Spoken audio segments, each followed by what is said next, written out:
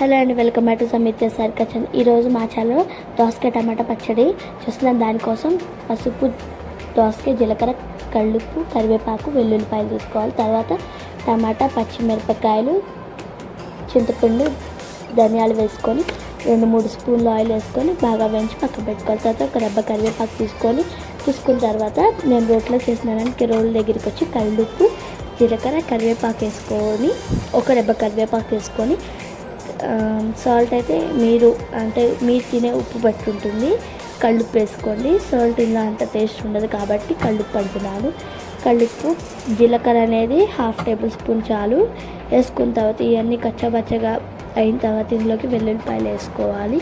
అది కూడా మెత్తగా అయిపోయిన తర్వాత ఒక గిన్నెలోకి తీసి పక్కన పెట్టుకోవాలి.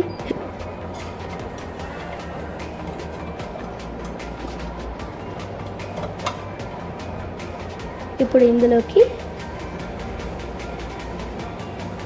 చింతపండు, ధనియాలు నూనెలో బాగా వేయించుకుని తీసుకోవాలి.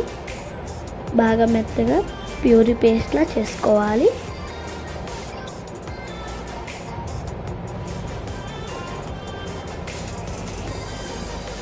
ప్యూరీ పేస్ట్గా చేసుకున్న తర్వాత ఇందులోకి పచ్చిమిరపకాయలు వేసుకోవాలి. పచ్చిమిరపకాయలు మరీ గట్టిగా కాకుండా అలానే మరీ మెత్తగా కాకుండా దంచుకోవాలి.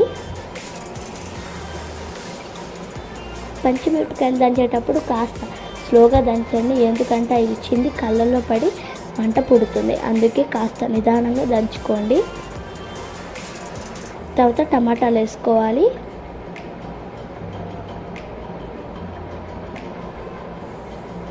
టమాటా ఎంత బాగా మగ్గితే పచ్చడి అంత రుచిగా ఉంటుంది. టమాటాలు కూడా వేసుకున్న తర్వాత ముందు చేసుకున్న కల్లుప్పు పేస్ట్ అయితే వేసుకోవాలి. కరివేపాకు, జీలకర్ర, కల్లుప్పుది వేసుకొని మొత్తాన్ని కలిపేసి ఒక సెట్లోకి తీసి పక్కన పెట్టేసుకోవాలి.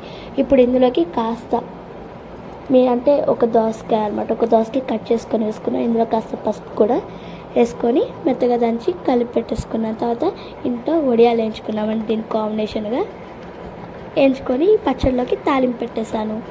ఇంతేనండి పచ్చడి. Please like, share and subscribe అండి. మన ఛానల్ చాలామంది చూస్తున్నారు కానీ ఒక్క లైక్ కూడా కొట్టట్లేదండి. ప్లీజ్ అండి ఒక లైక్ కొట్టండి. మీరు మంచి వాళ్ళు అయితే ఒక లైక్ కొట్టండి. బాయ్.